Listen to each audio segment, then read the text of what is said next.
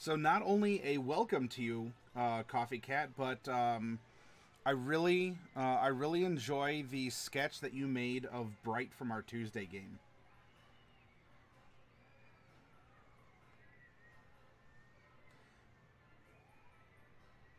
Well, if it sounds like a huge crowd of people and it's making my voice suppressed, let me know, DJ.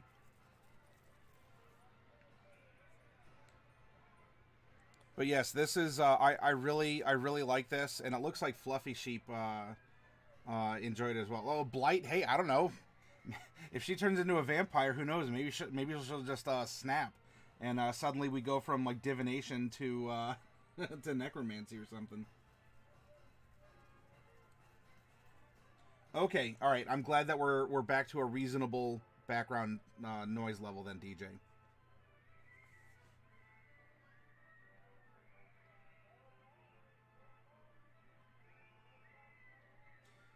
But I do want to thank you, Coffee, for that sketch. As it definitely seems that that Fluffy was all over loving that because that was really nice. So, and then I mean the other aspects of creativity. I mean, from last night, SciArt was sharing a lich concept, and then XCat, who did break down and and ended up getting Wonder Draft here, has been playing around in that software. And I really hashtag not sponsored. I really enjoy Wonder Draft and everything that it can do.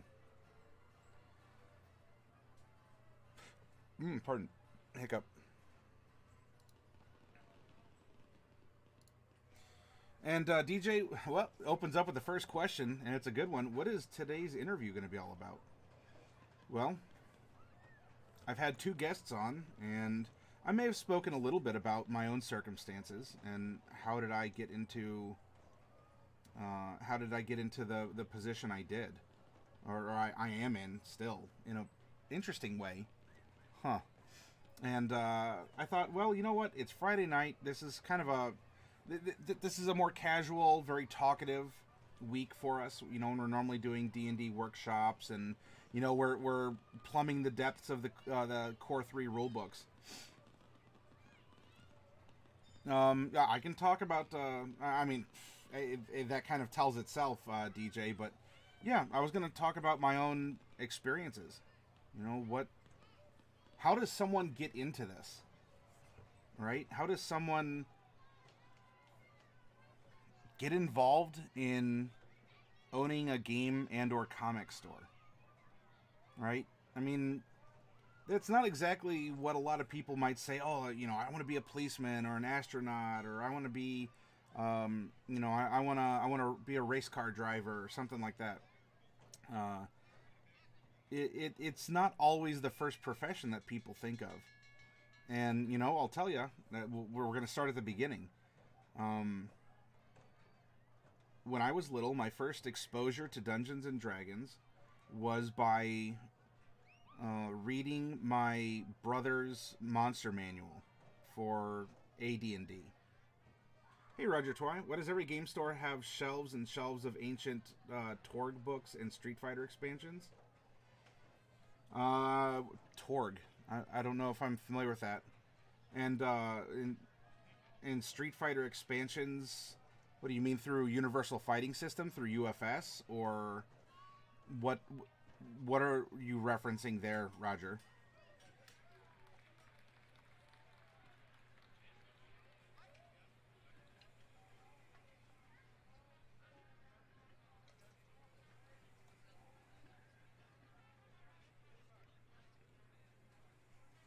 Old 80s systems? Um, because there could be a market for it, or, you know, people might bring in old books to try and trade in for new. It, yeah, a lot of stores might have older systems. And, you know, you can keep it because there might be a demand for it, or, you know, if you're getting involved in this business, they might have been your books. That you have some fond memories, and you might have someone walk in one day saying, "Hey, do you have an old, you know, like a first, second edition player's handbook?" And there it is. Well, just because a store has older books, Roger, doesn't mean that it's a worse store. Even my store has some older books in it.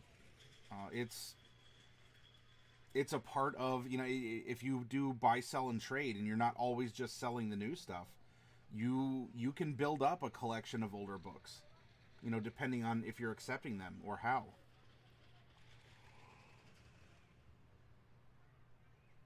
But I want to be careful with phraseology, in terms of, if someone has a better store or a worse store. Because every store is going to be its own store, all right? Every store is going to be doing, and they may do bad things. They may have bad business practices. They may have a bad culture.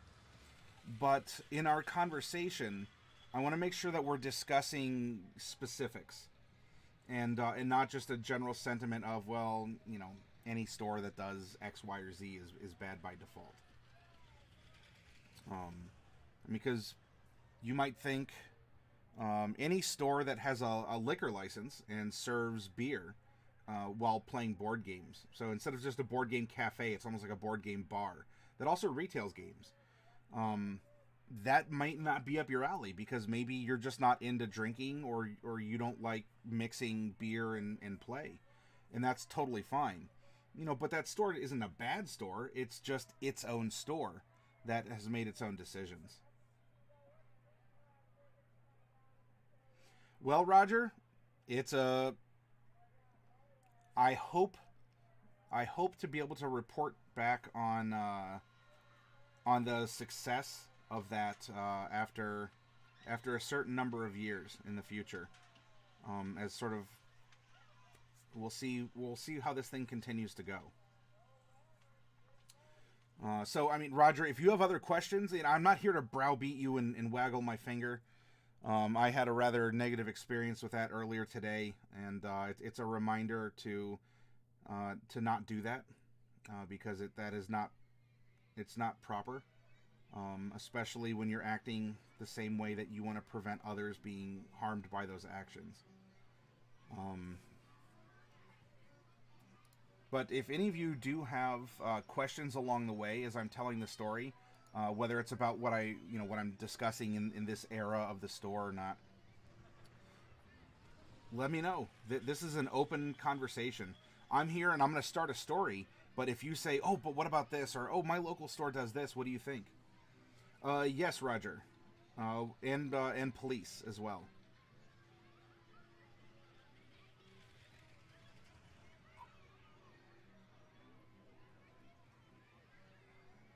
In fact, earlier today, I just ran into someone who I play Pokemon Go with, and he's getting ready to head out to boot camp, and so it's not even tabletop game related, but he came up. He's like, "Oh, hey, it's good to see you. Do you remember me from the anime club?" And it has been a while. In fact, I'll talk about the anime club in the history of things here. So I looked at him, and of course you get that awkward, like, I don't, because look, it's been years, he has facial hair and all this.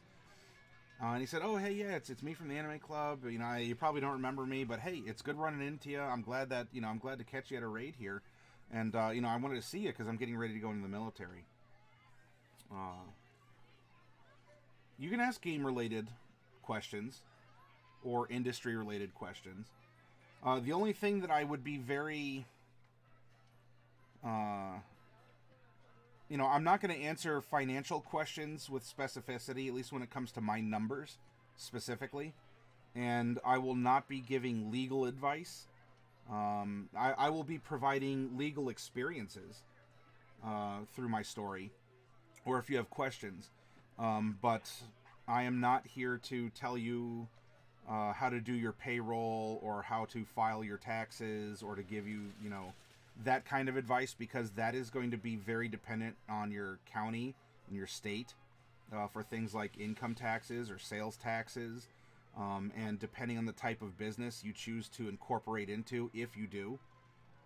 So I'll talk about broad sentiment, but I want to make sure that I'm not giving you specific, because again, my store is my store. It's not yours. And I'm not saying that to be greedy, oh, precious. It's not going to be like that. It's just, My set of circumstances are going to be completely different. If you opened up a store 2 miles down the road from mine, you can very well have a completely different store, even though we might be selling a lot of the same stuff together. Yes, Roger. Considered, not yet acted upon, at least not fully. And that will come in towards the end of the origin story. The name came about, DJ. That's a very good question, because what goes into a name? I'll provide a link to you here.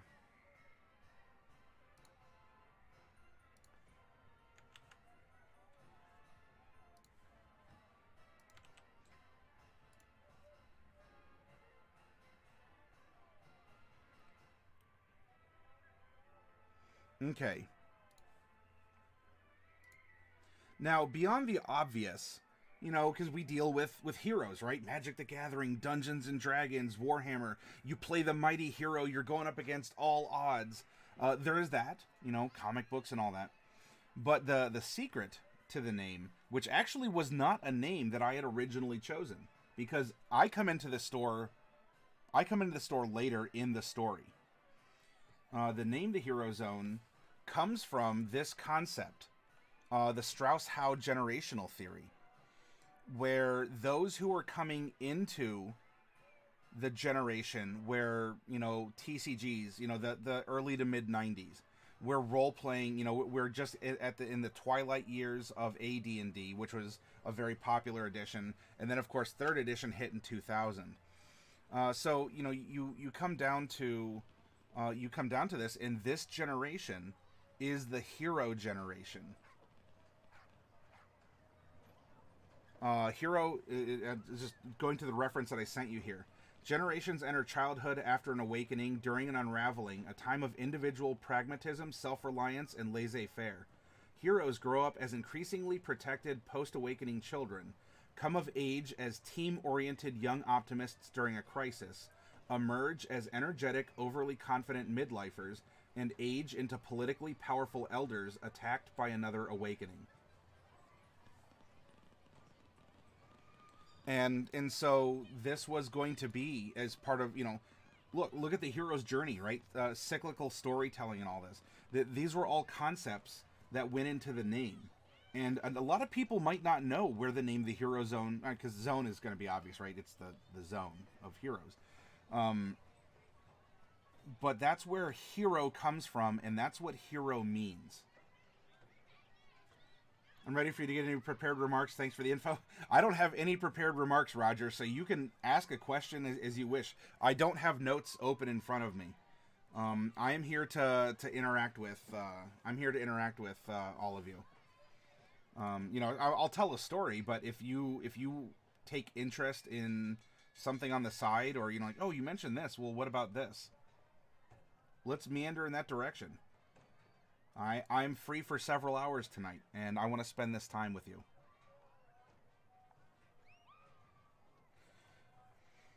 I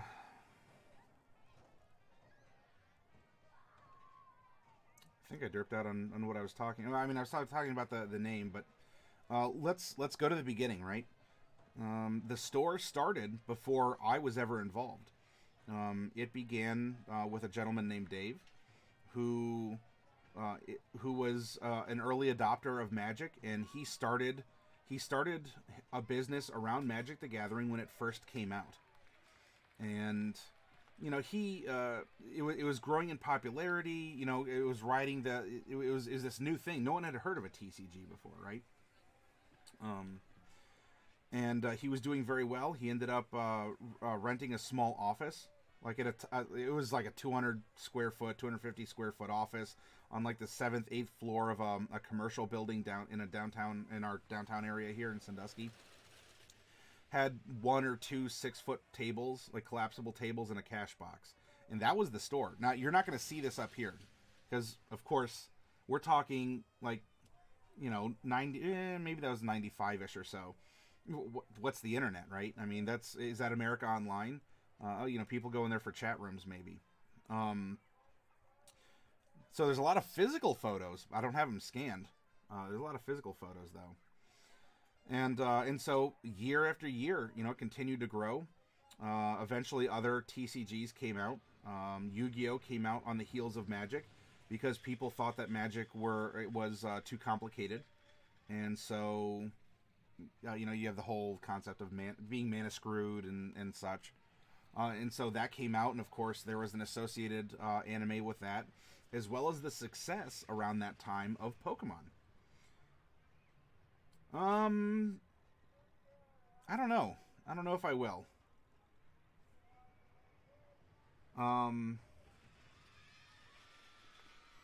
It would be rather time consuming to do.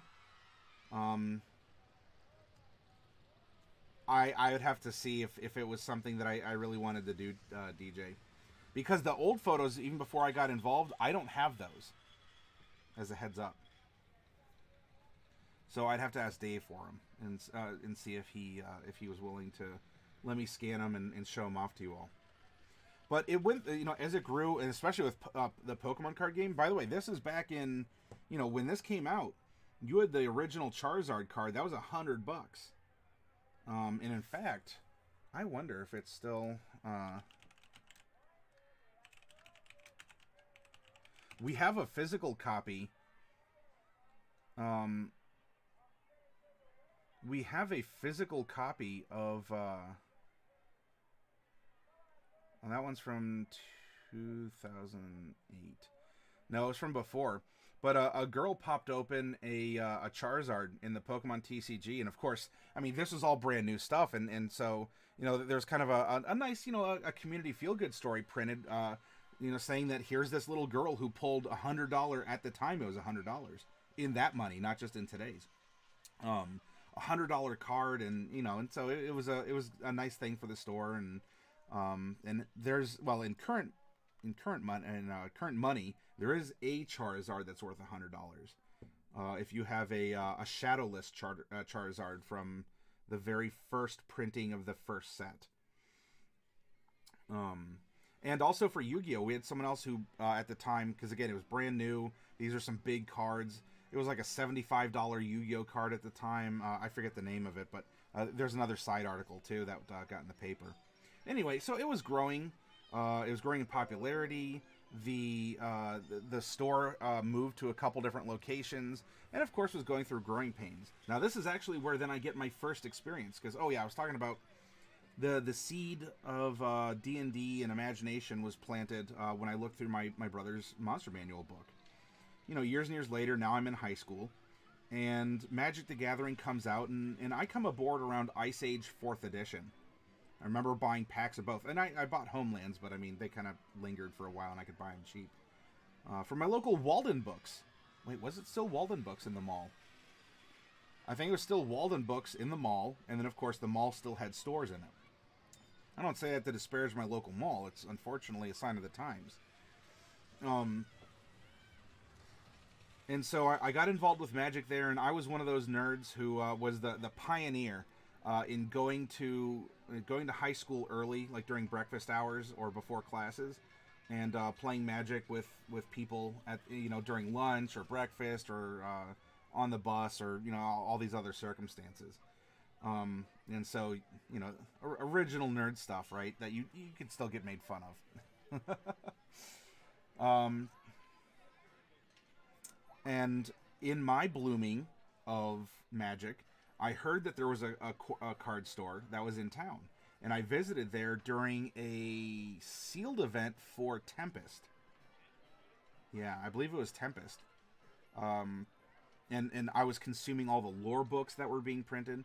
And, I met Dave. Now, I didn't know Dave at the time. He was there facilitating the organization and selling the packs.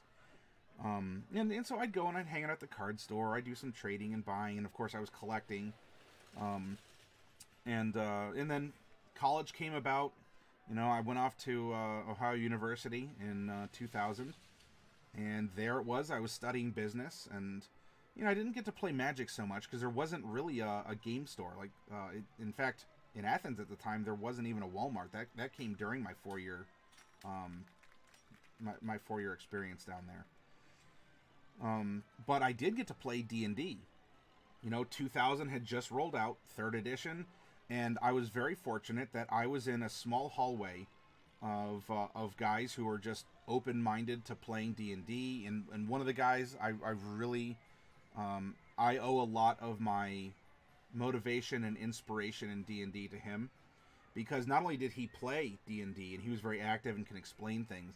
He's the one, if you've ever been here when I was explaining the characters Dorak and Garlank, he's the one who piloted them.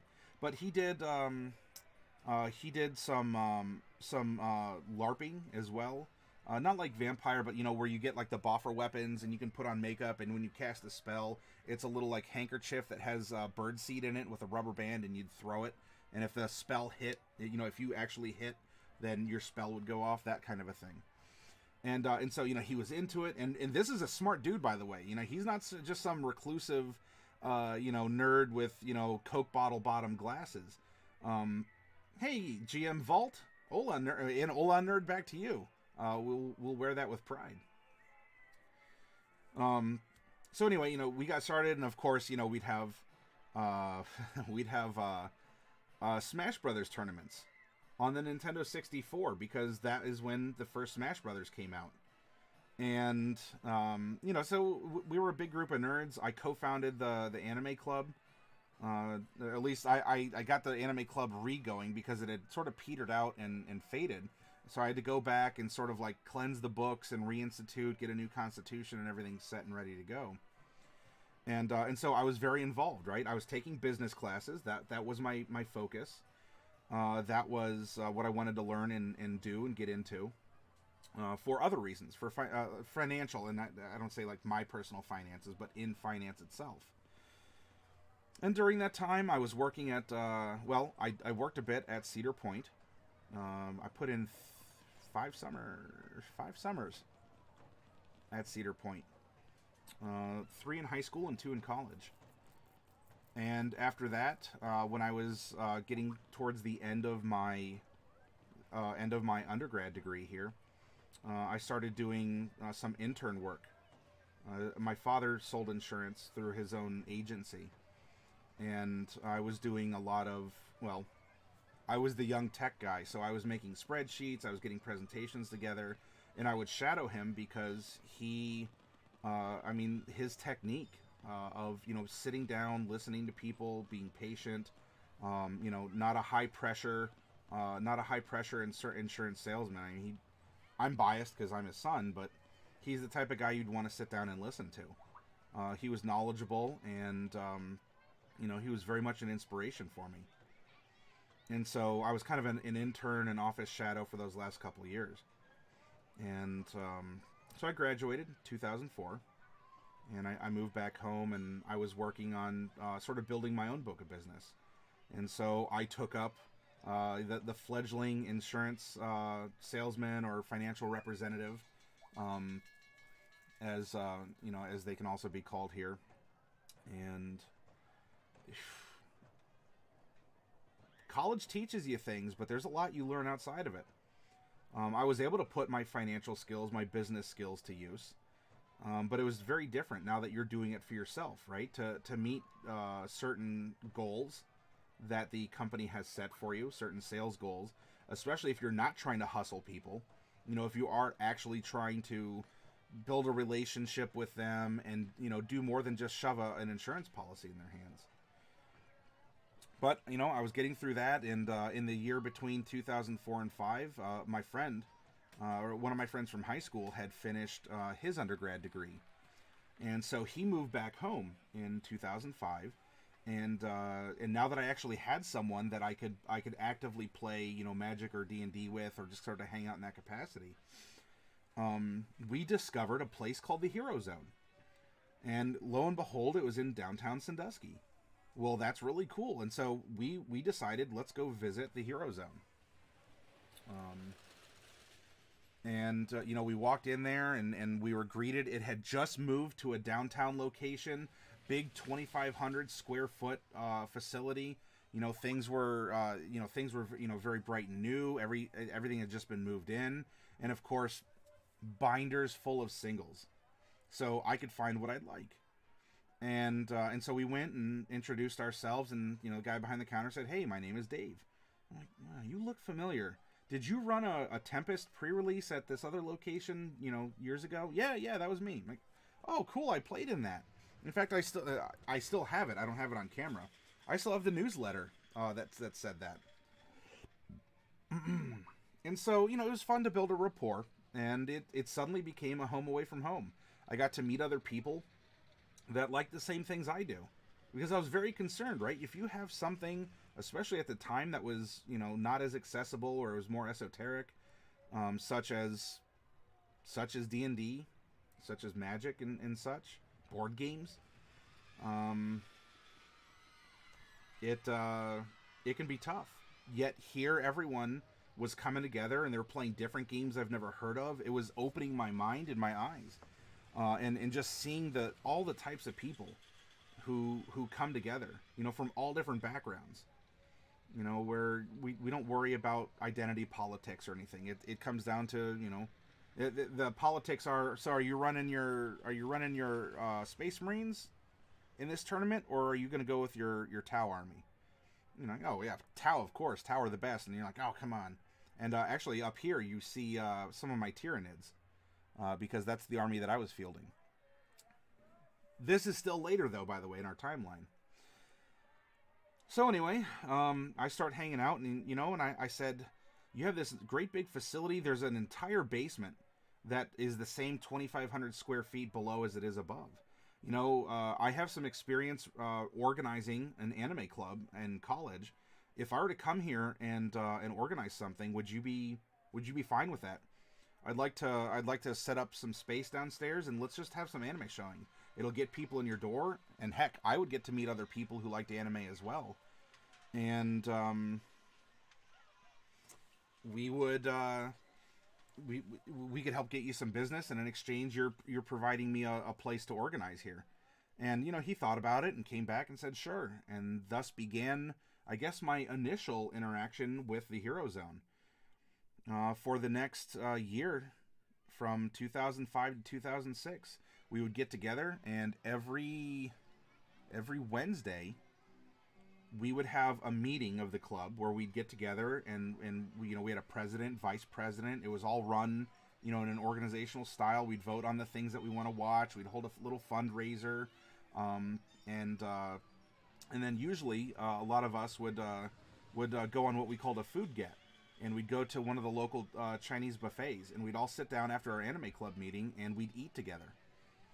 And so here we are, and so people who might like anime but were never really into games would come down to the Hero Zone for the anime club.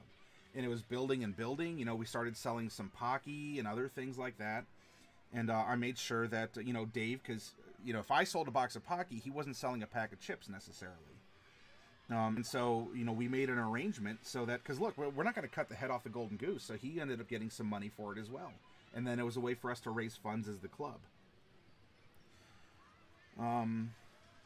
Also during 2005, that is when my father was diagnosed with brain cancer. And that was a very trying time. That was on July 4th, 2005. As I remember, my brother was in town, and I got a call. I was at home, and my brother called saying that Dad got sick, and he was taken to the hospital because he's just not feeling too well. And well, we got the diagnosis, and so a bit, the store was a relief for me. I was very fortunate because Dad was lucid. He was able to think and talk and interact and, grasp physically and whatnot. He was very functional pretty much until the very end.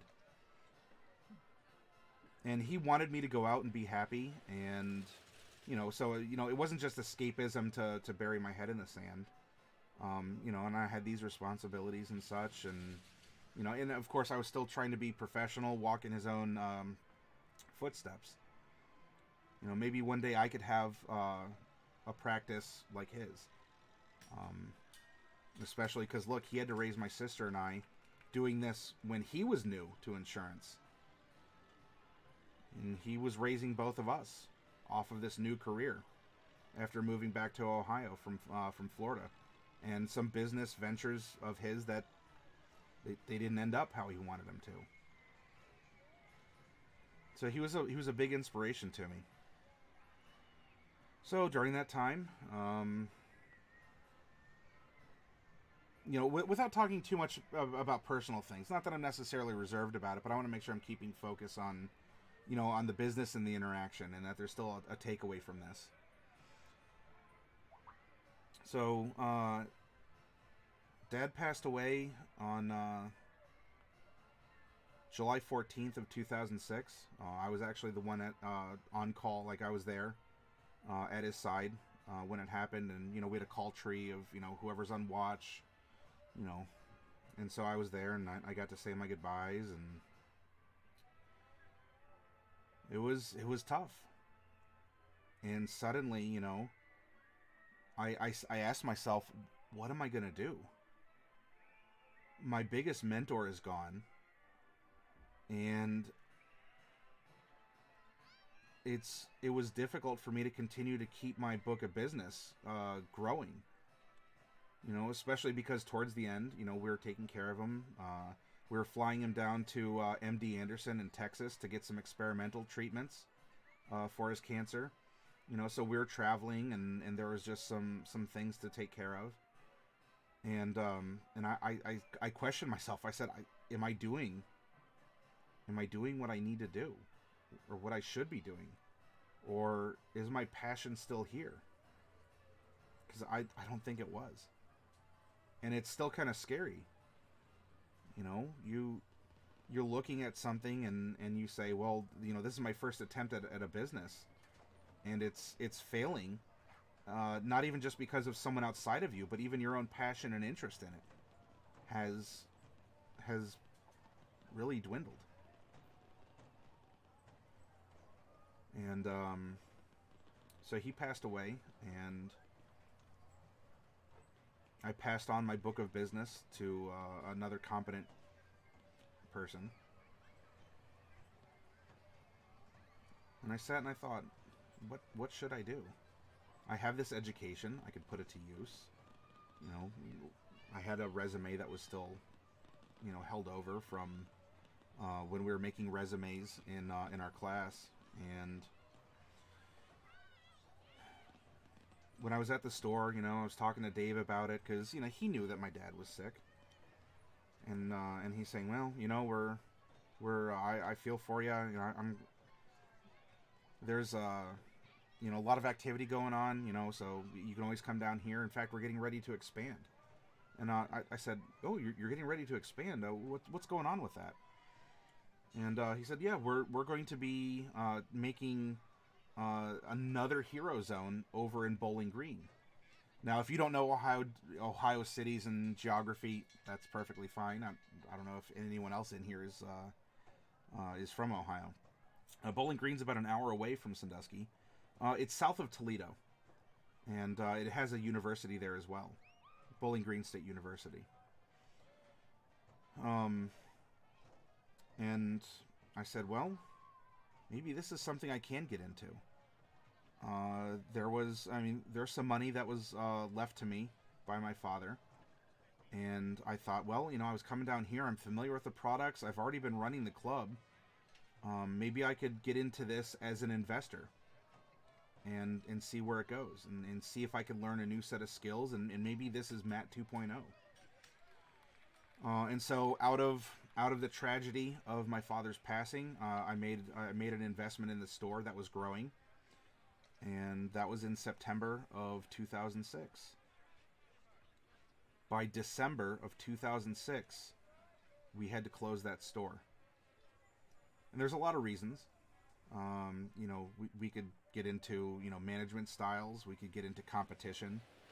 In that same year, there were 2 other stores that opened up and were doing similar things, and they were willing to discount and cut their own throats with prices, and we weren't willing to negotiate that. And I think there were some managerial decisions with the partners who were out in BG, as Dave and I were here in Sandusky. We all make mistakes. I'm not calling them out, or I'm not saying they're bad people, but just with the mix of competition, the mix of the Sandusky business is different than a college town business, right? Sandusky's a resort town. We have Cedar Point and hotels and water parks. So things were kind of different, and it was just a big conflux of stuff.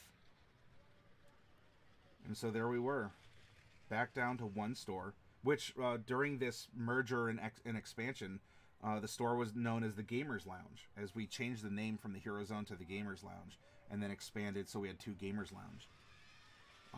And in 2006, going into 2007, what was left over to me was,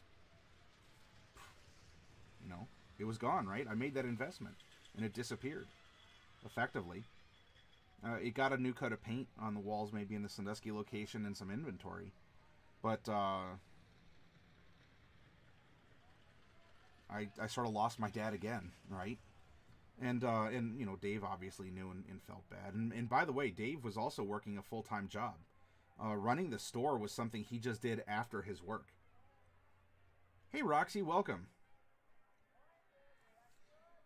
So, we retracted back down to one store, and we're kind of limping along. And in 2008, Dave said, there's other things that I would like to do in my life. I understand what this store means to you, and the fact that you put in this investment and had lost it. I'm willing to take, some cards, some assets, and the rest of the store, I'm not going to contest it. It's yours. And so we made this deal. And he stepped out, and in 2008, I stepped up as the sole owner of the store. And it was very scary, because now it was just me. My head was under the guillotine's blade. And not only that, like I reopened the store as the Hero Zone. So, the Gamers Lounge, because that upset a lot of people. They're used to the Hero Zone, right? For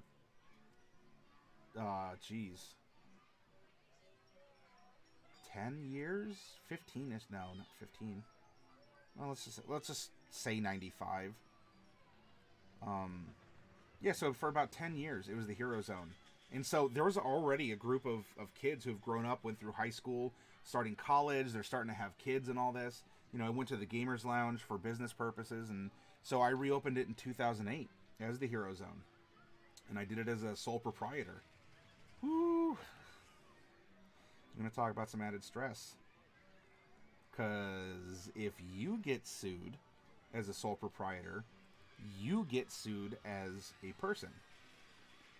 If you get sued as a limited liability corporation, an LLC, or otherwise you're incorporated, then your personal assets aren't on the line. But I at the time had reopened it as a sole proprietorship. And here I am. It was me. I was the Hero Zone now. And in some ways I was kind of like a stepdad. Because, Dave had stepped away and he started doing his own things. And it was this new guy, newish. I was 2 years into it by then. I was this newish guy named Matt. That's why you went with an LLC being the sole member. Yep. Why the Wisdom GM Vault. So yeah, it was Matt, the Hero Zone stepdad. I'm not Dave. I don't have the same connections with the same people that he did before. But you know what? The Hero Zone continued. And that's when we start getting to this timeline that you see up here, right?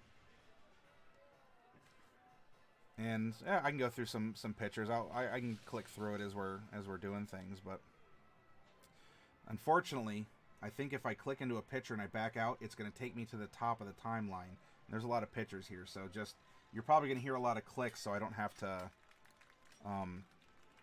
to get out of here. So, you know, when we started, the products we carried, we had singles for Magic, Pokemon, and Yu-Gi-Oh!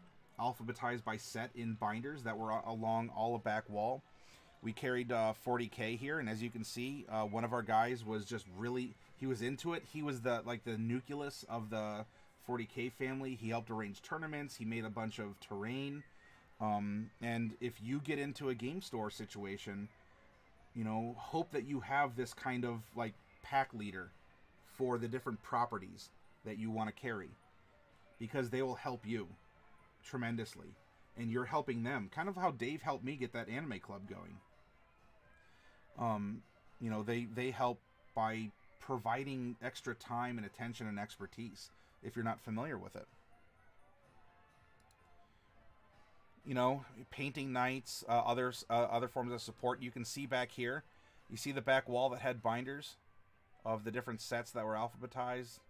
And then, of course, we had some D&D miniatures and singles. There's some dice sets that were in this end cabinet here.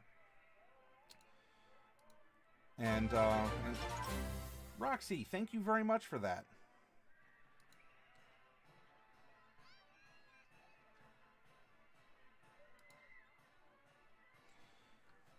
It wasn't too long after that. You know, we're doing pretty well. You know, it was the only store in town, and I learned a lot from Dave and from my own experiences at that point, and in building new relationships with the new people who've come in.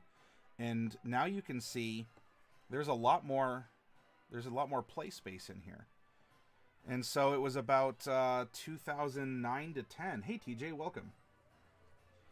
That the space that was next to us it's in the same building we were in, but there's a wall, like an artificial wall that divided us. Well, the store that was in there prior ended up moving, and so the landlord said, "Well, let's work something out. I'd like this to be filled," and I now had expanded space, so I was managing about 5,000 square feet, and so we made this entire side room the play area, and then this the side over through the door was the retail operation. So I was able to, you know, I got some more shelves, and we really expanded our retail selection. I think we still had a couple tables just for like a demo or something like that. And you know, of course, we do things like bring in platters and have we called them Heroes Feasts, if you're familiar. I mean, D&D crowd. We do potlucks and stuff. But as you can see, look how large this extra room was. Not only was there room for all of these tables, but we also had 4 dedicated Warhammer tables all along the side here. And so this was, you know, this is kind of a gangbusters time, right? We were also able to fill, by the way, so we had someone who had a lot of old arcade games. And so he brought the old arcade games into the store.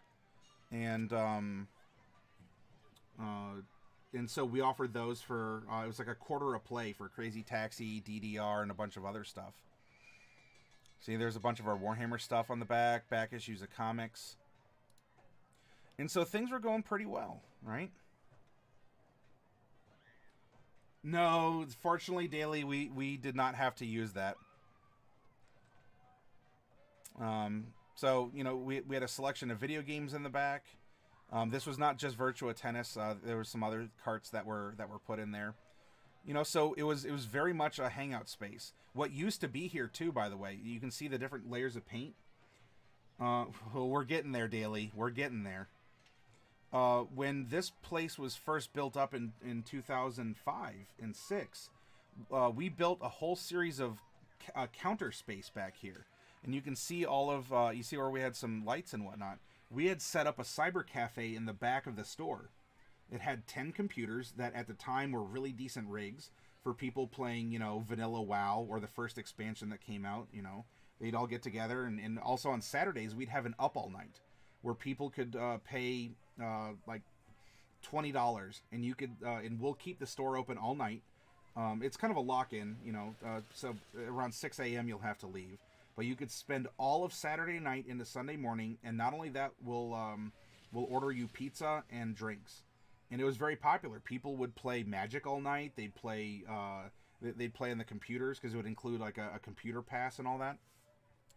And then when we were expanding and doing that, we ended up taking the cyber cafe out because it wasn't doing what we were hoping it would, and so we sold the computers off and broke down the counter space. So that's why you're seeing the difference in the paint colors.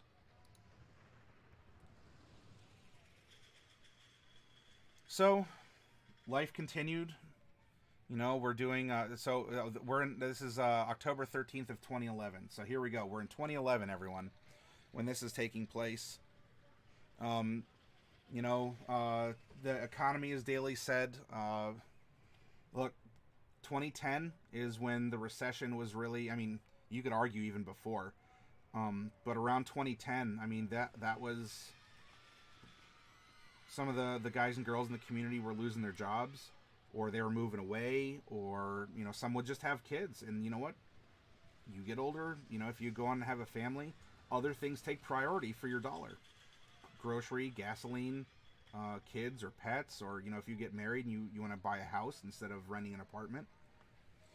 You know, but we still continued on, right? We ran events. Here's a Yu-Gi-Oh event, and that's a big thing. Just selling product isn't enough. And so the community aspect is what really helped keep us going, even in those really tough times, right? So it was now a triple whammy. You know, I lost my dad. I got into this, and then I lost the expansion, and then I lost my partner. It was me, and then the economy was a loss. But you know what? If you tap the talents of the people who are around you, this was painted on one of our windows by someone.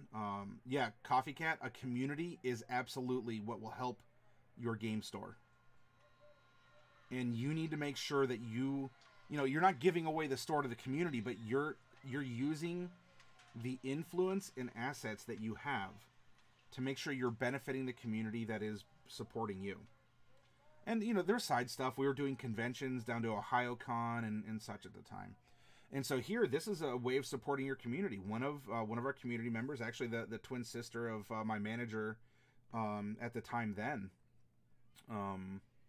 she volunteered to do some window art, and this is what she painted on our windows here, right? 4th edition was really big, so of course, you know, everyone's like, yeah, tieflings, and she went with gnolls because look, we have tieflings and gnolls who are very underrepresented as, you know, maybe the consideration to be a player character. It's a shame that Norton the Gnoll isn't here to see this when, you know, he had a dedicated window space out front. You know, it's a good eye catch in a downtown location too. And when you do this as well, this is empowering to the person who wanted to step up and help your store.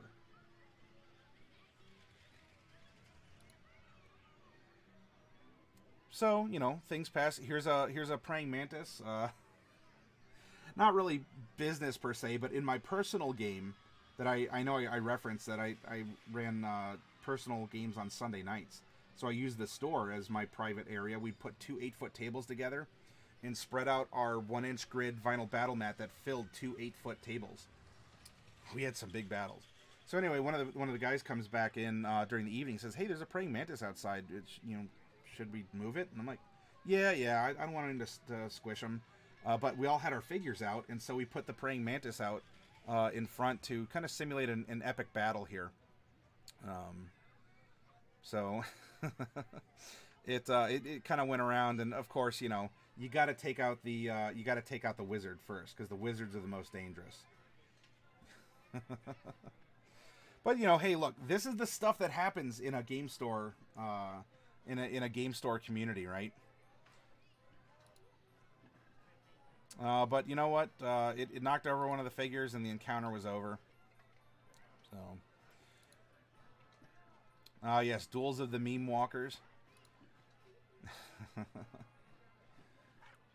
Oh yeah, as a Thrycreen, wasn't it, Daily?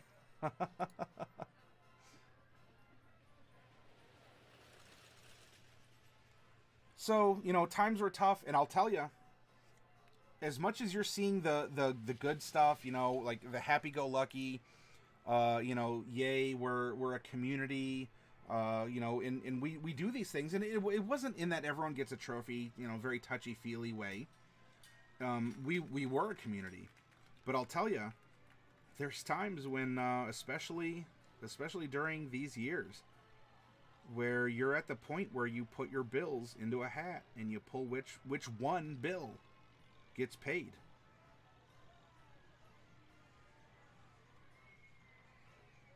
I mean, when times are tough, I can't tell you how many times I've gone home after closing the store, or even just after everyone has left and, I'm counting down the drawer, or, everyone's gone for the night, I'm locking up, and I just sat in my store. And I thought, is this the end? Is this the month? Is this the year? Is the hero zone not going to exist anymore because of me?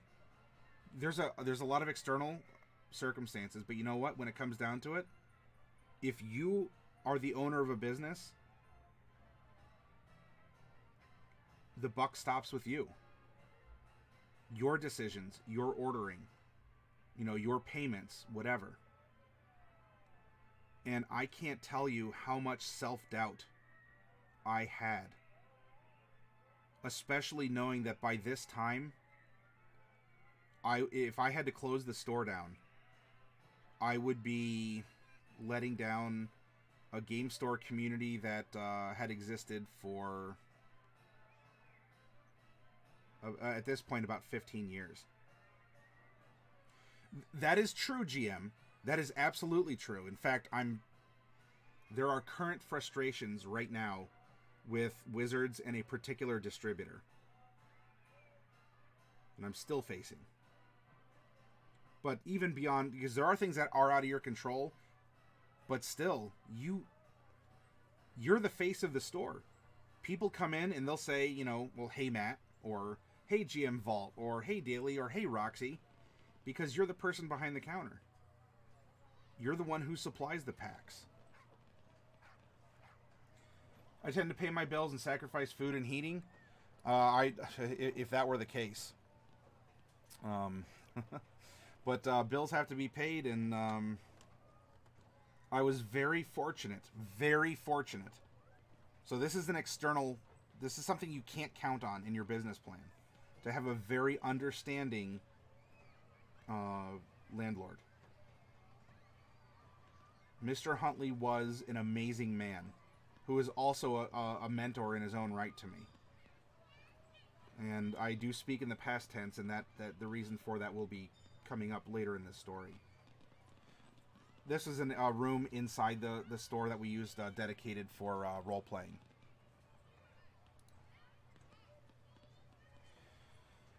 So, we have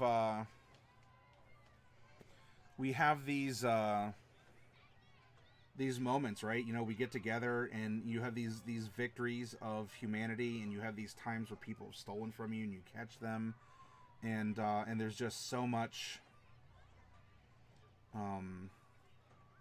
There's just so much that happens, good and bad, and I hope that the photos in the background are helping to convey this. Where yes, I was driven to tears on more than one occasion. I was driven to frustration by some of the people. In fact, one of the trash cans in the store currently, which survived the trip from downtown to the new location, did so specifically because there's a very large dent in its side. And that dent was caused by my foot. And my foot sent that trash can about 10 feet across my store. Because there was someone in the store that frustrated me to a point where I didn't lash out at the person. But I kicked my trash can, and I went, ooh! Not in pain, in frustration. And I told the person behind the counter, I'm going to go get ice cream. And I left and I went to go get ice cream. Because I really needed it that day. I really needed ice cream. And so from that point forward, I kept that trash can as a reminder of that day and of what not to do. Because, well, no one got hurt. But when you're the leader of a community and you do something that seems brash or rash, I guess it's kind of the same word but different. It creates ripples. Your community talks.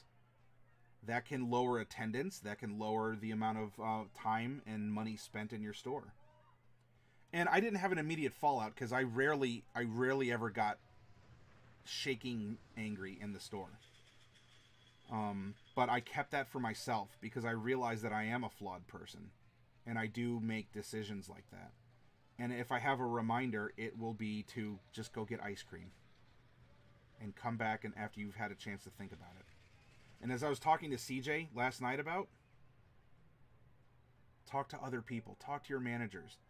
If you're in an ownership position and you are frustrated or you're curious, or even if there's something that's new that you can invest in, talk to the people who are working for you.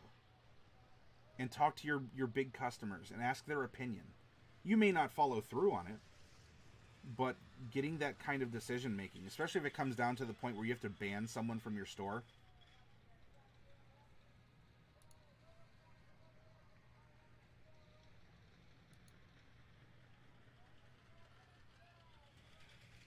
Almost like the white windowless van with free dice spray painted on the side, huh? Free candy on the whiteboard is not ominous at all. So, yes, this was a thing inside of my campaign world. One of my players developed a place called Chong's, a place for kids to stay when they run away or go on trips and stuff. And so it was sort of like a glorified orphanage that took care of kids whose parents were lost in wars or, were like going out on caravans. And so they're sort of extended stay orphanages, but you didn't have to lose your parents to death. The features were the kids got free candy. There was a pillow fort in every room, and they had the best bacon around.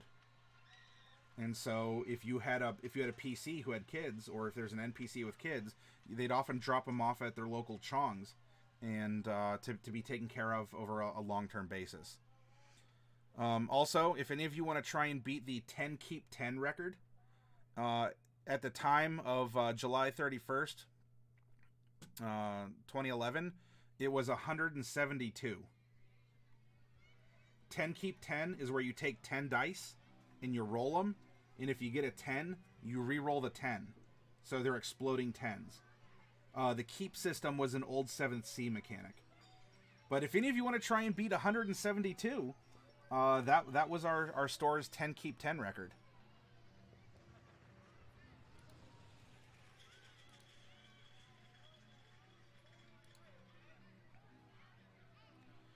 Of course, we had a selection of beverages and snacks, because if you're going to be running a shop where people spend on average 4 to 6 hours every time they visit, whether they're from in town or out of town, do your best.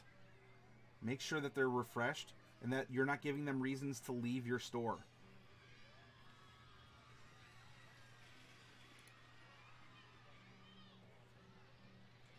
So, here we go.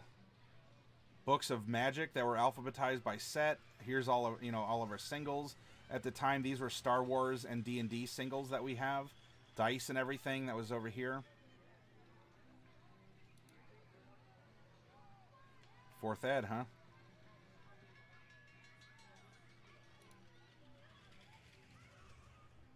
We did have a free Wi-Fi so that people could connect on their DSs and other things. Marvel vs. Capcom, Die Hard cabinets. I don't know why we had a DDR machine too that we uploaded a lot of songs to.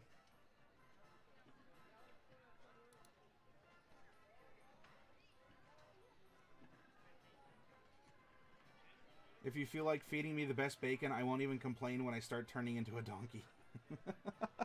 Right? So it's like Paradise Island.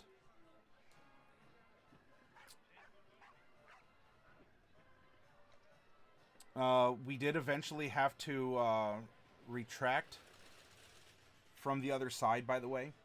So that was an expansion. We tried it, and there's going to be more photos of it, but we eventually did have to come back. But you can see from the outside. There's the door that connected the two, and there's its own counter.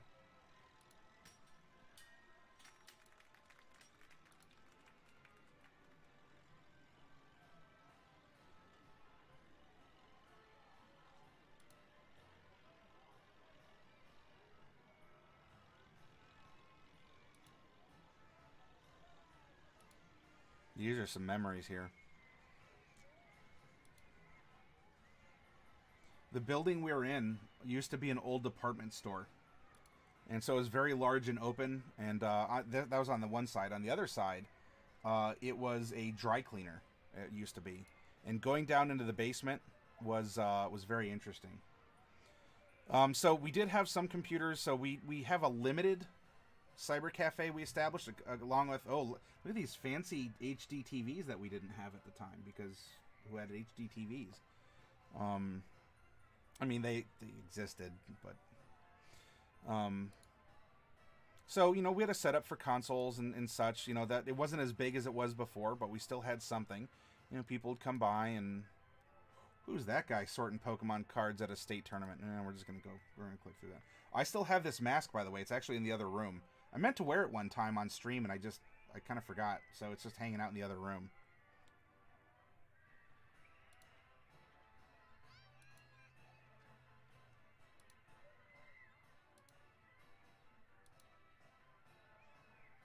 Lots of stuff. This is from the counter looking out. So you can see where things used to be positioned, and just so many memories. Now you can see that we ended up getting a... this is actually a little earlier, because the Knoll was the latest one we had before we moved. But we had another painting on our window before that. Hey, Dark Wolf, welcome.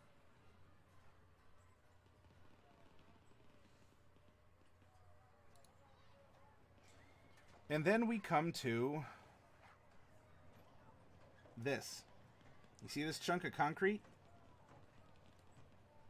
Do any of you want to guess why I have a picture of a chunk of concrete?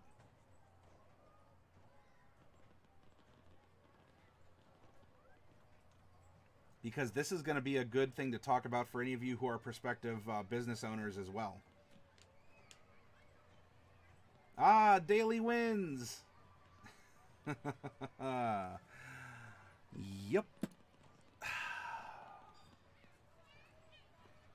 You see, when you own a business and it has a security alarm, you have to keep your phone on at all times. And when you get calls, you always pucker up and hope that it's not something like this. Because sometimes it's just the wind rushing through downtown shaking your windows. Therefore, having a phone call that, you know, has the police come out, and at least here in Sandusky, you get 3 in a year before they start charging you for coming and checking on false alarms. But sometimes you get this, where someone decides to throw a chunk of concrete through your door, reach in, unlock it, dash in, steal your Nintendo Wiis, and then dash back out. They're part of the Cyber Cafe. Or no, wait, no, there was a Wii and 2 Xboxes, I think. We were at 360 at that point.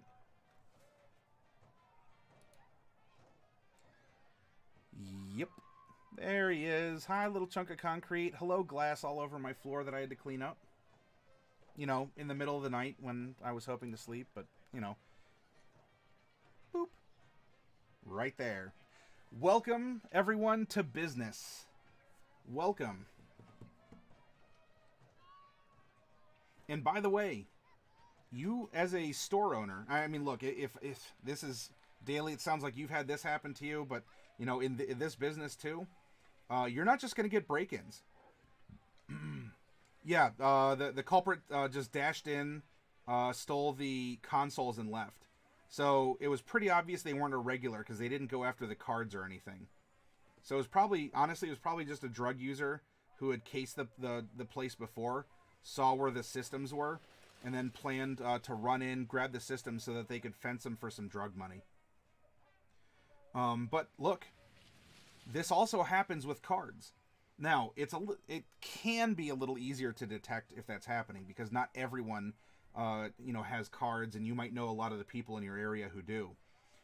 But you know, people will steal a collection from their roommate, come to you, and try and sell those cards, and hey, sometimes successfully. They'll sell the cards to you, and then, you know, you give them cash or trade for something else, and they leave. And then you get a call 2 days later from one of your regulars saying, "Hey, was someone like this in here? Traded this card, this card, this card." And you're like, "Yeah, they were in here. They said they traded their old collection. Like, they stole those from me." That happens.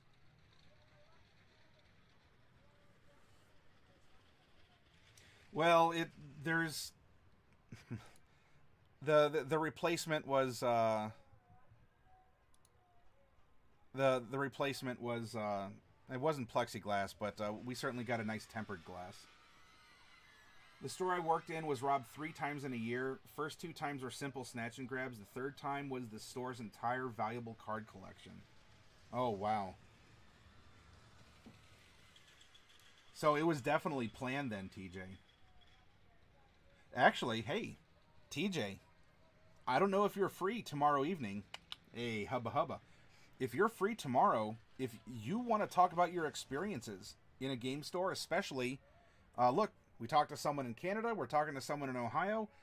Maybe we can go a little further south. If you wanted to hop into voice and or webcam if you're comfortable, and you want to talk about your own experiences, you'd be a welcome guest if you'd like. So, various game days. Here we are in our RP room, hosting or being a part of big events. This is us at OhioCon in Columbus. Oh, it's not just theft either. Well, it kind of is. It's not theft from you.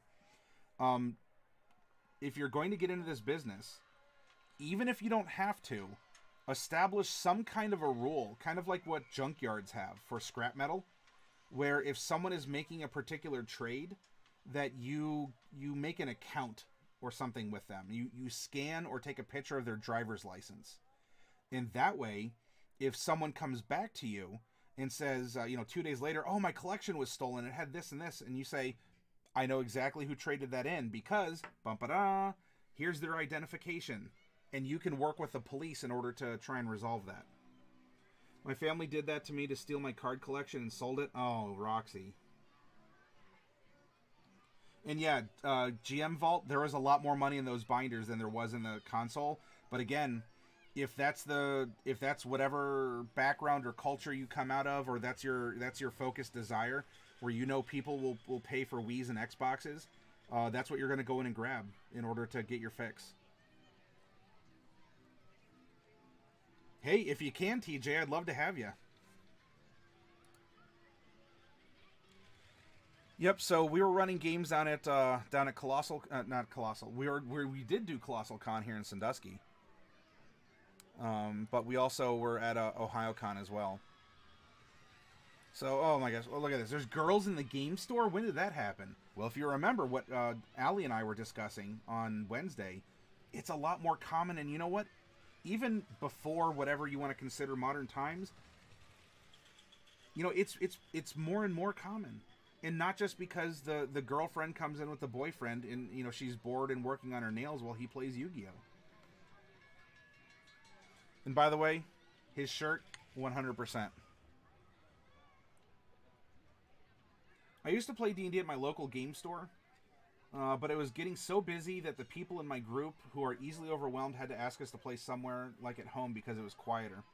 Daly says, I was an investor in a vape shop and we lost all the mods and premium juice. It was a 20... Oh my gosh.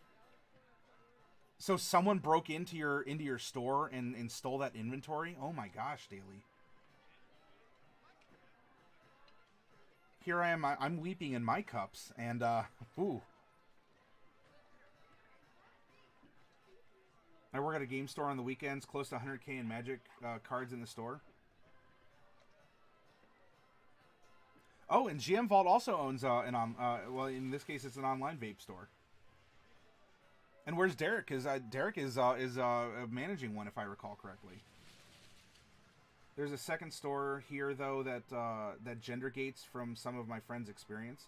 Oh, what? So if you aren't a boy, like, it's sort of the old boys club, plays Magic, and if you're a girl, you're patronized or something? Or Roxy says there's a Yu-Gi-Oh card collection, which includes a secret rare Judgment Dragon. It hurts more when family members do it deliberately, But at times too, parents don't know about these cards, and they're like, yeah, whatever, they're my kid's off to college. I'm just gonna sell his Pokemon collection or something. And she'll come and be like, oh yeah, these are some old cards of my kids. He doesn't need it anymore, and that can cause some stress between children and parents. When in fact, something like this should be a generation gap. You can have through Magic or D&D, 20-year-olds playing across from 40-year-olds. And they're not, calling each other names or whippersnapper or old timer or anything along those lines. It's rather egalitarian. Memory, to give an example of just some of the stuff I have in my MTG collection from the time I started playing to the time I quit. Apocalypse to Zendikar. That's a venerable collection.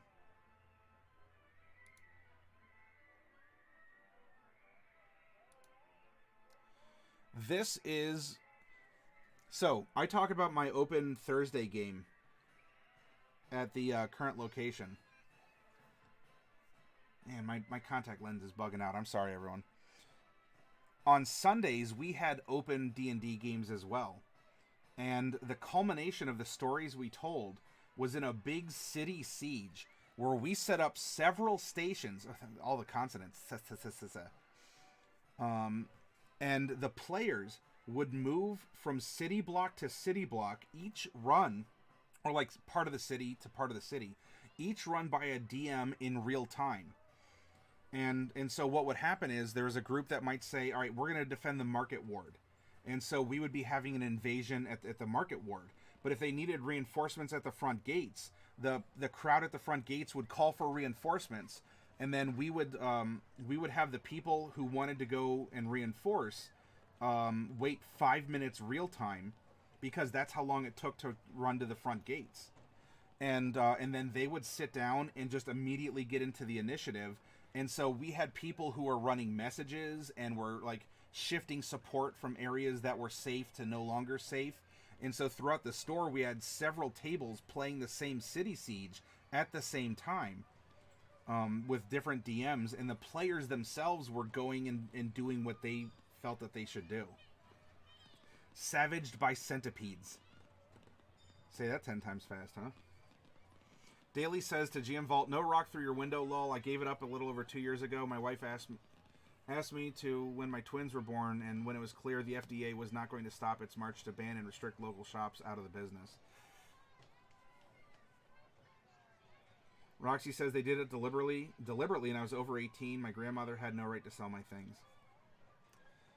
I'm sorry to hear that, Roxy, and it doesn't get your cards back, but I'll tell you this, Roxy, from a game store guy to someone who's had this happen, welcome. It's a rite of passage that many card game players have gone through. Backpack stolen, a flooded basement, some other theft or fire, or a parent would lose or sell, or I don't know, something would get lost in a move, and it'd be a binder of several $100s, several $1,000s. I know it doesn't take a lot of the sting off, Roxy, but you are welcome to the club. You have paid your dues. You've gone through the rite of passage like a Klingon being stabbed with pain sticks. And one of us. Welcome to you. Daily, I mentioned to Maddie earlier, even as an owner, there are some things out of your control, like the government. Yes. Yep. Move my money to vacation rentals in beautiful locales. So was that even before Airbnb and such like that maybe helped to empower you? And you know what, Daly? I'm glad that you found success out of loss. And I hope that by the end of my talk and answering any of your questions or bringing up your own experiences, which I'm very happy you're sharing here, that you understand that there is still hope in loss and there's success in loss. And it can hurt, but if you get through it, you'll be a better person. If for no other reason, then you'll hopefully be wiser. And you'll make better decisions. And you'll meet better people, and you'll get better products, and you'll try to always be better. Speaking of the open campaigns, I was working on a SWAT report for my group. Oof, that'll be a big one, Dark Wolf. SWAT reports are good things, awoo. Then lost 2 to Irma. And they'll finally be rebuilt in March. Well, Daily, you have some stories of your own. Jeez, I should expand this even beyond just, tales from the game store. But, every once in a while we'll just have a business advice, right? Life advice featuring everyone. Oh, gosh. So, yep, here we are doing some planning, having these open games in different rooms and different parts. And yes, oh my gosh, girl gamers, they exist. And they actually are competent human beings also. I'm not preaching to you all. There should be none of you out there who question this, but, just to kind of confront the, any sort of stereotypes that are out there.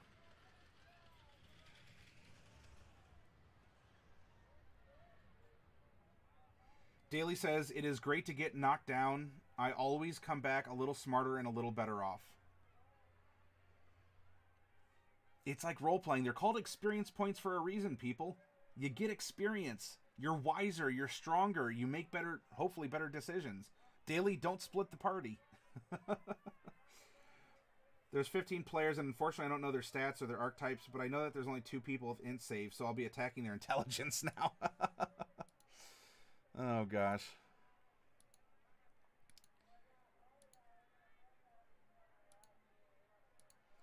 Lots of events. Lots of decoration.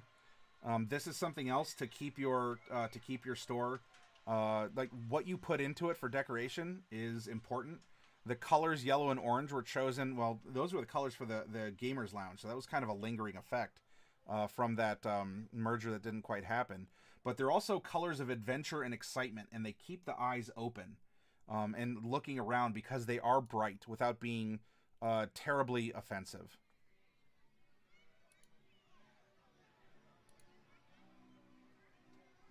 Yay! I mean, this is technically January when it was posted, but we're a nice premiere store. This is a 40k campaign we had going on over a bunch of hexes that we were taking control through a series of battles. My Tyranids were just sort of, which is a shame. Some more overnighting in video games. Agricola is a great game, by the way.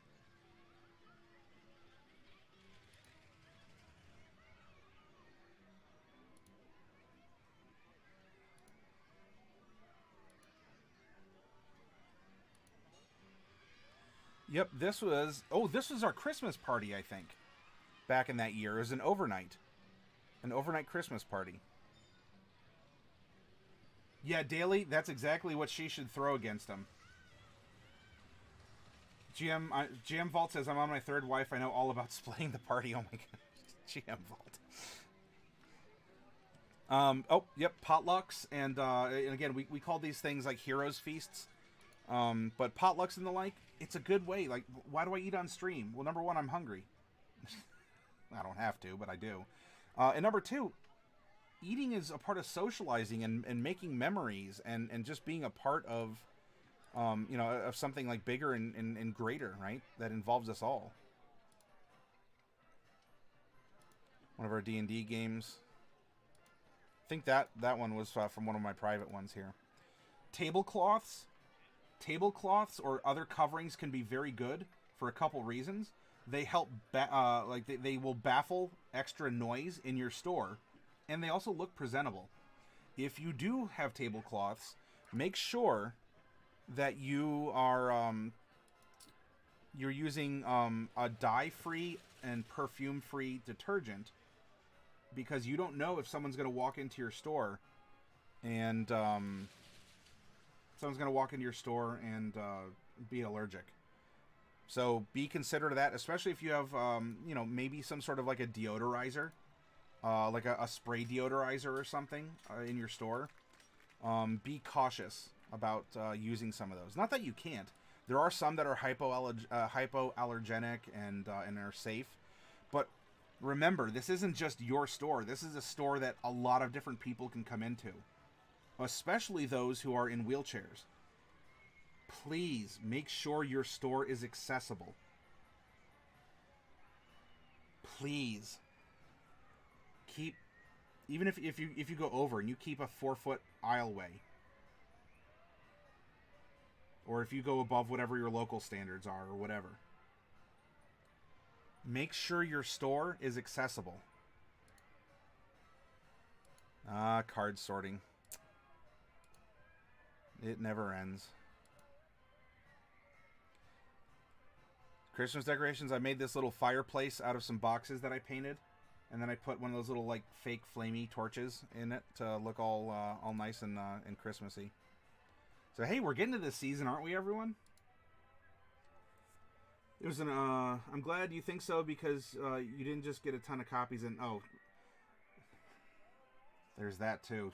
Oh. But that's a current problem. Then I only had the amount that I needed.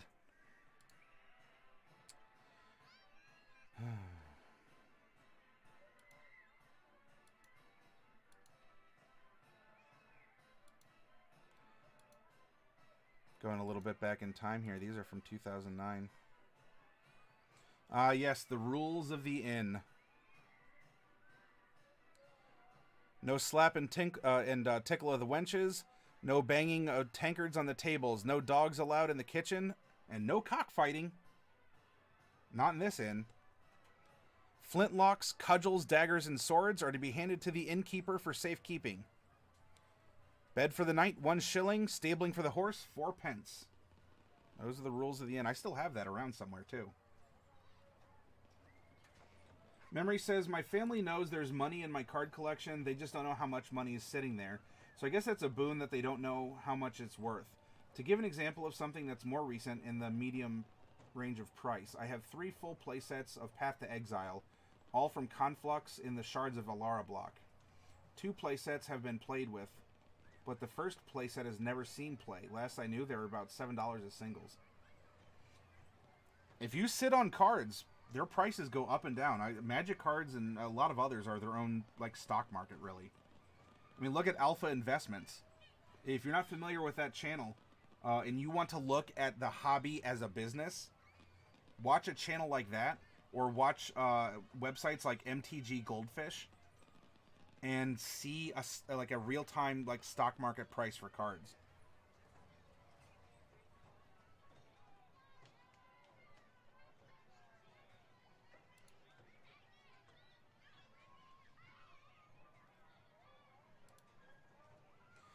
I also still have all of this artwork that we had on display. This is magic art. Some of them are signed by the illustrators.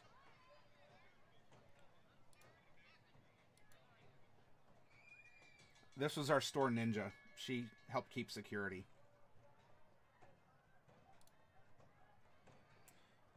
Aha. If you do this for a while, you will have people who face good parts of life, you know, getting married, having kids, buying a house. And you're also going to have to be there for the not so good parts.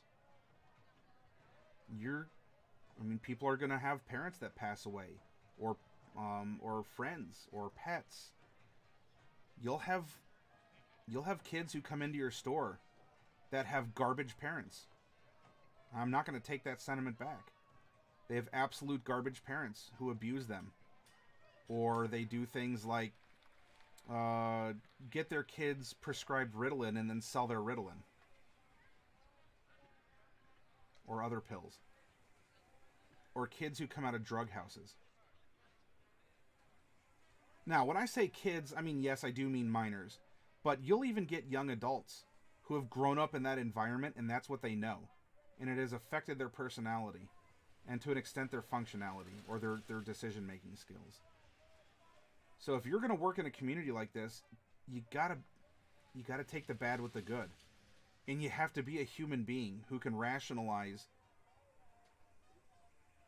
the bad that can come out of people's lives as they come into your store. You hope that life, certain aspects of life, whatever melanin content your skin has, if you have epicanthic folds, if you are a guy or a girl, whatever all the stuff that separates us, political affiliation, you hope that stays, at the threshold of your door. But there's some things that will follow people into your store. And you got to know how to handle that. You're not going to get lessons on that from college, undergrad, or graduate. This is real life. You have to be able to do this as a business person because it's a part of your business. Have you gone out of your way to know some local police, to work with them? Have you talked with the chief of police? Have you worked with your county job and family services to at least be aware of it? Because look, if nothing else, let's be ultra pure capitalists here. People can't spend money in your store if they don't have jobs. And if you help someone find a job, yes, you could be completely in it for just the money. But even if you're not, even by 1% of I'm a human being and I want to help someone be able to fund their life, even if it's a starter job down at like the Subway on the corner or something, can you help your people find a job? To find social services if they need it? To get legal help if they have a domestic abuse situation going on? Because you are going to encounter this in this business. You are going to have people coming in with life. And as much as you just want to sell a pack of magic cards and say, see ya, that's easy mode. I wish that, many times, I love the humanity. I will wade knee deep into humanity. I'm fine. But sometimes you just go, did this just... I sell magic cards. I sell D&D books. And now I have to... This? And... TJ says, admittedly, I have a good relationship with my parents, so I have a few qualms letting them know what the valuable parts of my collection are in case something was to happen to me and I needed quick cash. Memory says, TJ, I'll make you drool. Legacy burn, bolts, shocks, tar fires, fire blast, etc. GM Vault, every one of us is facing some kind of inner demon, financial problems, work problems, marital problems, problems at school, etc. End result, be nice to everyone. You have no idea what they're dealing with. And, yes. The most touching moment that I had in this business that confirmed that despite the financial headaches, and when pay your sales tax, everyone. Pay your sales tax, because the state will be all too happy to send you reminders that you don't owe $200 for the month like you have on, every other month. Oh no, they get your attention by telling you you owe $15,000 for the month, because that's what they just presume that you owe. And if you don't respond to them in X amount of days, they're just going to go ahead and act on the presumption that you owe $15,000 to the state. Pay your taxes. I know it's tough at times, and I've been there. You get those notifications and you're like, I can't. I can't. I wish I could sit here and tell you I've been the perfect businessman and I've never missed a tax payment or I've never fallen behind on something. But that's not the case. But despite all of that stress about finances or whatnot, hey Astreus, welcome. The most real moment. This is one summer. I don't know where it stands in the timeline. I don't think there's a picture of him here. Although, I will say, without pointing them out, you have seen pictures of people who are regulars who've stolen from me. Anyway. So I had a guy come in, and he was wearing a Cedar Point uniform. Hey, I did 5 tours at Cedar Point. So I greeted him like anyone else, and he was a bigger guy. Probably had some medical issues from either his size or look. Some people just have it happen. It's genetic or who knows, right? All sorts of life circumstances. Like GM Vault said, don't be judgy, right? Or at least get facts. Don't just insta-judge, okay? So he came in and, kind of watching him walk. He might have had arthritis or something, even though he was a young guy. And so I greet him. I walk over like, oh, hey, yeah, you're at Cedar Point too. And we have a good conversation. He's in town. He's staying in the dorms because Cedar Point has dorms for workers who live X amount of miles away. And, we're talking, and he gets Superman, and he starts picking up some Superman comics. I'm like, yeah, hey, we get comics in frequently. If you're here for the summer, hey, stop in whenever. And I'll make sure to pull this stuff aside. You're always welcome.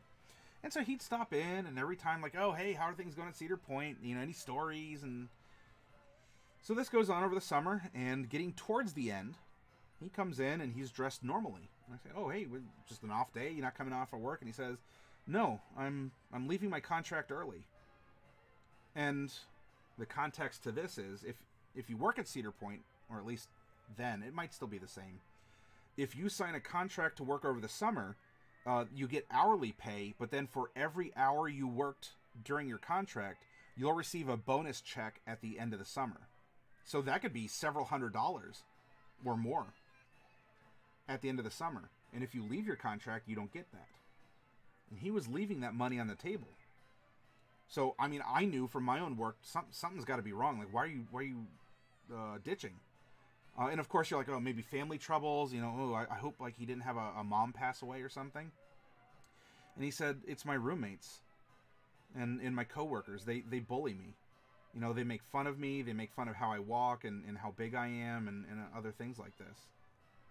And I can't take it anymore. And so I'm going to leave. And I said, well, if you made that decision, look, you've made a decision, but there's a lot of money on the table. Is it really worth it? And he said, yeah, it is. I can't be here anymore. But before I left, Matt, I wanted you to know that I always felt welcome here. You are one of the only people who would take their time and come over and talk to me like I'm a human being. And, not just sell me stuff, but you would talk to me and you were interested in what happened, with what's going on, especially being an out-of-towner. And in that moment when he's telling me this, I'm holding back tears. I have this guy who came in and he's obviously been in a distressed situation, and I'm almost crying in front of him with this confession. And so he said, I'm here to pick up these last issues, but you can cancel the other ones. I'm sorry, but I'm not going to be able to get them. And I say, I completely understand. So you ring them up and you say goodbye. And you realize both how cruel life can be, and that don't take how you act or what you say for granted. Because it should be your job as a store owner to greet people, to say hi, to engage in conversation. But even if it's your job, if you're honest about it and you care about people, because this is a people business, they're going to care about you too. And you're going to have moments like this that are going to confirm and are going to make you work 10 times harder to make sure you are paying your taxes and your bills and all of this, and you're making wise purchases for inventory for your business. That's a human moment. Kind of similar, actually. I've been on this photo. You see this? You see this Bolter replica? Still have it. This was given to me by someone who was in town over the summer and won a Warhammer 40K competition. He was here. He spent the summer. He was gaming with us and enjoyed it so much. He said, "I want you to have this, just as a token of my appreciation." And he gave me a life-sized foam replica of a Bolter.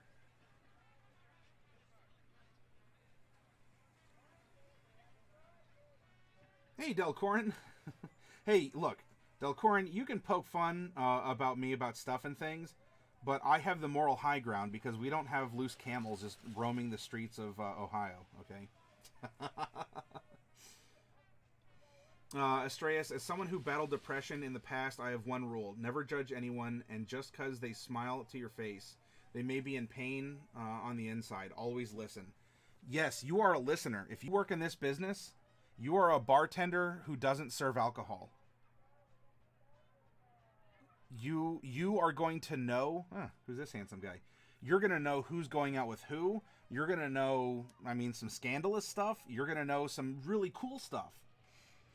But you should listen if you're running your business with a community aspect. By the way, a Yu-Gi-Oh! Regional winner who let us, he gave his trophy to us to put on display. Someone from Cedar Point who came to the store over a summer came in, and before he left, he gave me a free sketch. That was very kind. Because you're going to meet all kinds of people from all walks of life. Rich, poor, high schoolers. This is apparently a very tragic day in Warhammer.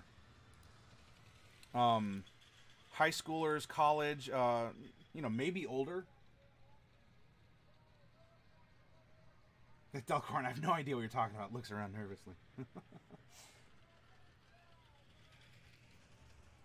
Roxy, and a lot of you have these battles, and I hope that you, I hope that you find a way to confront that, especially if it's socializing with other people and learning about the world that's around you and engaging with it and filling your time not just with something to do that's hollow, but with something that's positive and meaningful.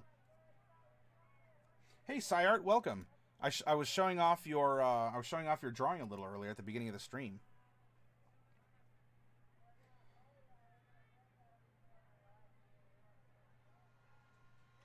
Oh, is it camel from a petting zoo? All right.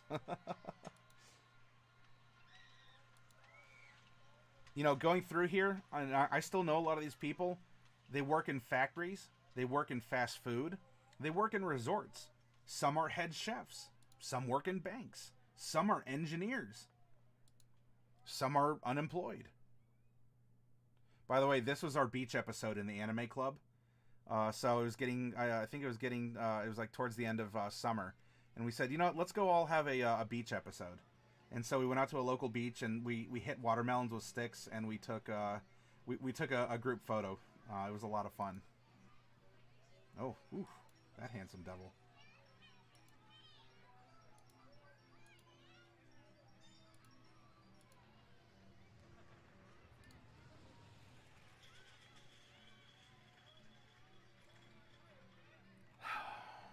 So much. I think that's...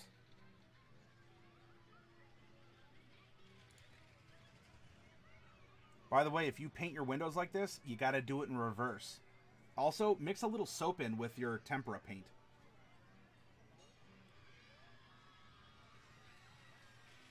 Still, I bet that Camel's wondering what's going on and how it ended up surrounded by snow rather than sand. Ah, yep. So you are in the future. Across the pond. To put it lightly.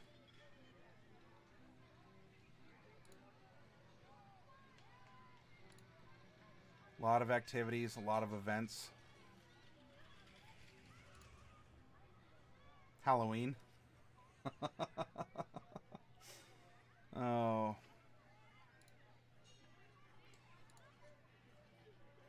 When we expanded to the area next door, we built lockers that we rented out to people on a monthly basis so they could keep their decks and their books and their games safe. So that they would get a key and we'd have a backup key. And so we would rent locker space to them so they didn't have to haul their books back and forth. Your mother's a reverse glass art expert. Well, that's when I had when I had the offer, it was I'm like, yeah, I'm not going to turn that down because that is an uncommon skill to have.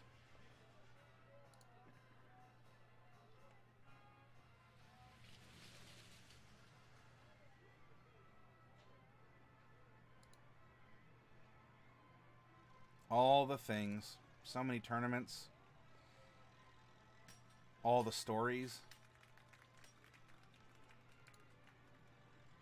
our unofficial mascot, by the way.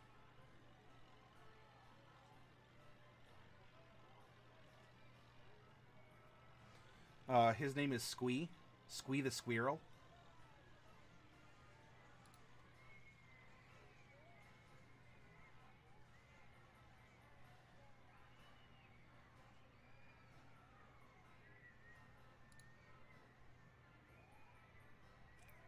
And of course the memes. The memes have always been real. Wasn't a were-squirrel, no. Not a were-squirrel.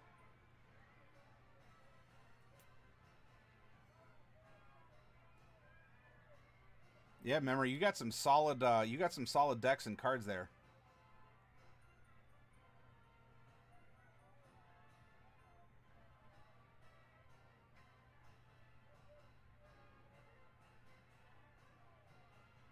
Ah, there we go. There's Squee.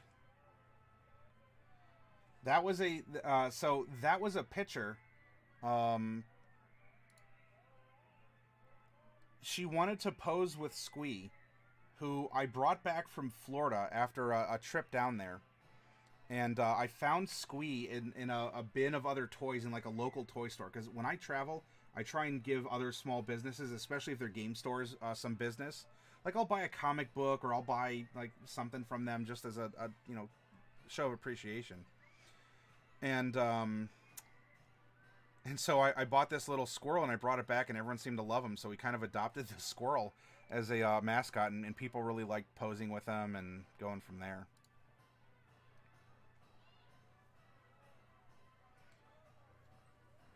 This wasn't local, but isn't this an amazing Cthulhu costume? Yep, there was a thermal detonator there, Delcorn, but I tried to scroll past it because I didn't want to panic everyone. You had one of those loose in your dojo once. Hard to catch? Well, you know what? That's great practice, though, isn't it, Neo Realms? Great practice.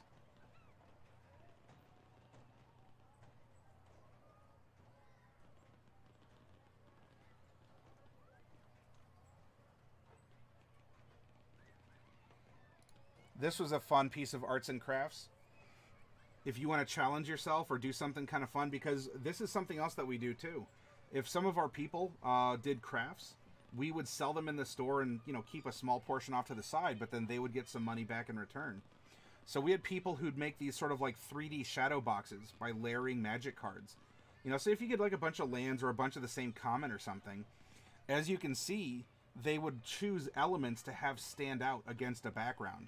And in this case, this person also took some wire with some beads, and so you had a life counter built into this 3D kind of shadow box.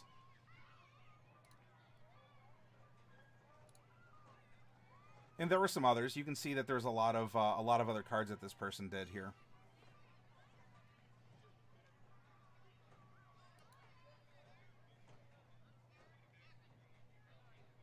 Do you knit? Do you do a lot of things? You might be able to work with your local game store.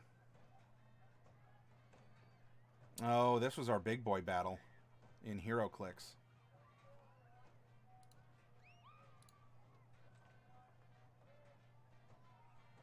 This was a big battle.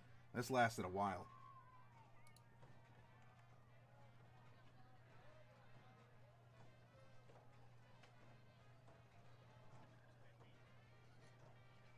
We hosted a birthday party, Minecraft themed.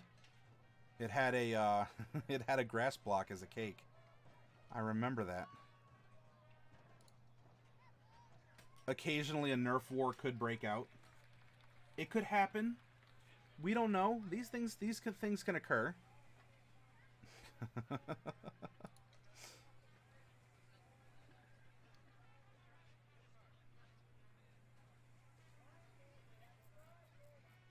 Yeah, this is when we like super expanded our retail side because we moved all of our play to the other side of the store. We had some LARPing, actually it was called Sandusky by Night, so we had some vampire LARPing. This was in my private game. This is a Cthulhu dice bag, and all the dice are stored here. But as you can see, in this train station battle, the players accidentally released a demon. And I wasn't necessarily prepared for that to happen. I didn't think it would. And so I looked around, and one of my players had this dice bag, and I said, hey, can I borrow that? Yoink. Congratulations. I won't deny you what you want to do in my game. Cyart, by the way, yesterday I got a critic a bit heavy on the piece that it looks flat and other stuff, so I went to work and tried to improve it. Yeah, you're welcome, Cyart. Yeah, thank you for asking. You're welcome to share a link to that art. Shootout at high noon.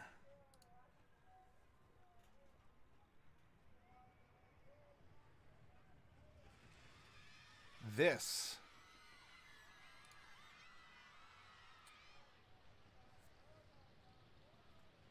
was the day that a tornado almost hit downtown. And so the weather was really, really bad. And we had everyone come in, and we took them. This is something else. This is something else. You're going to have to know, depending on where you live, how are you going to handle crises if there's a tornado and such. So we pulled people back. We made sure that our doors were locked, and because it was rattling everything. Yeah, this was a tornado warning, and so we all just hunkered down, and we played in the basement, where it would be extra safe. And the poor fallout of the tornado here. We had a flower that blew away, but still, how would you handle a fire, an earthquake, a tornado where you're at? Also, can you all please give this a... Huh? Can you do that, please? Just take a couple seconds. Give it a nice... Be your own hero. Yeah, just let me know, TJ. If you can't, you can't. But if you can, hey, I'd love to have you.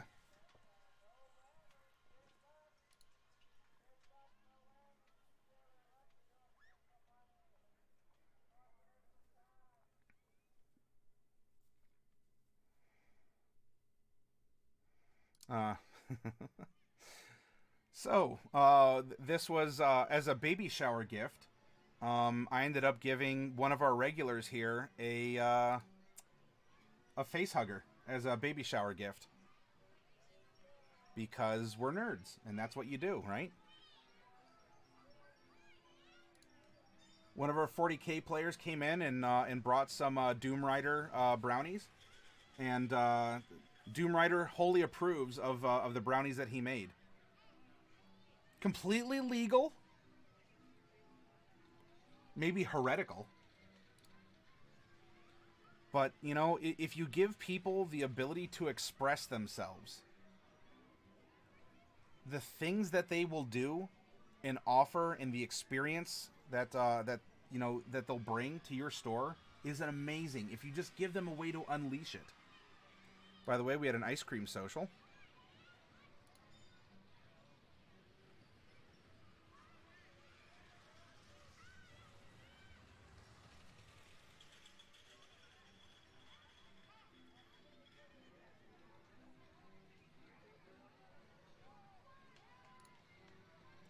And a steampunk murder mystery.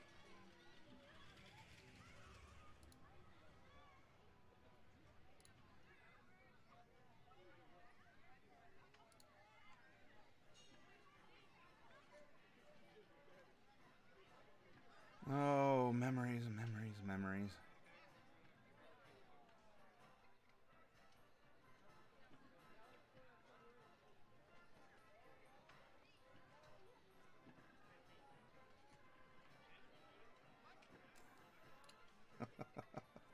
I forgot about this picture. If you can't read it, it's an elf riding on a horse. On the back of his shirt, it says, "If you can read this, the dwarf fell off."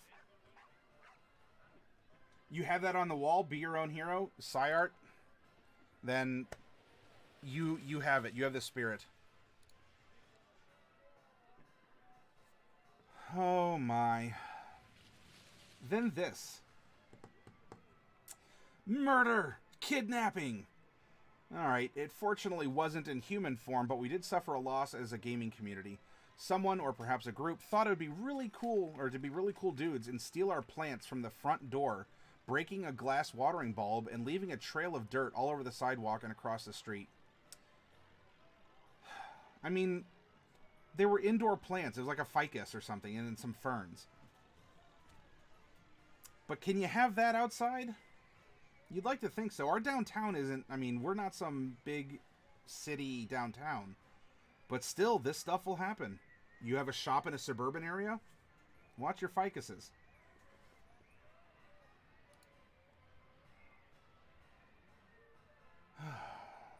Things are going to happen.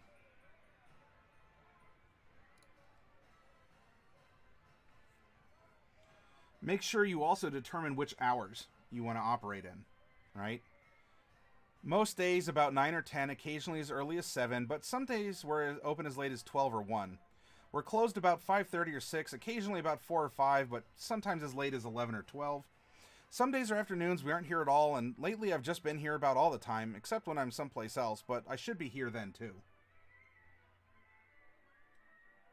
How much ficuses go on the black market? Well, someone must have wanted it in order to accommodate whatever need. So look, stealing our Xboxes and our Wiis by throwing a piece of cement through a window wasn't enough. The monsters came back and stole our plants that we had outside in order to, you know, like grow and be nourished and, you know, all this other stuff. Oh, the craziness.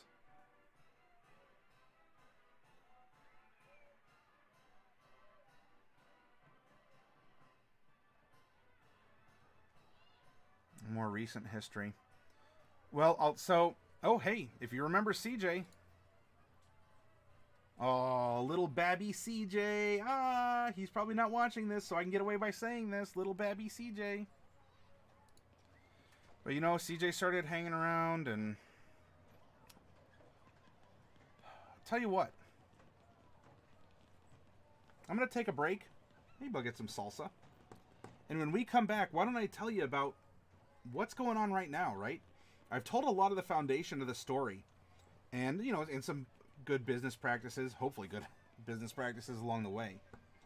But why don't we take a break and we'll continue going through the photo album, and why don't I tell you what's happened recently? Because I keep saying, like, the store's moved and I'm no longer downtown. So I'll get to that point of the story after a quick little break here. All right, Coffee Cat, be well, my friend. Thank you for drawing up that picture of Bright. That really brightened up my day as well. So be well, and here, let's come back in about 10 minutes. What do you say, everyone? All right?